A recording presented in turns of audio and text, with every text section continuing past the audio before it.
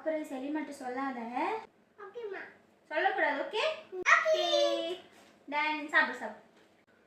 வந்து பார்த்தாங்கன்னா எப்போ பாரு சாப்பிட்டுட்டே இருக்கேன். கண்ணு வச்சுட்டு போக வேண்டியது. அவங்க வரக்குள்ள சாப்பிட்டு முடிச்சுடணும். சொல்லாத. ஓகேவா? ஓகே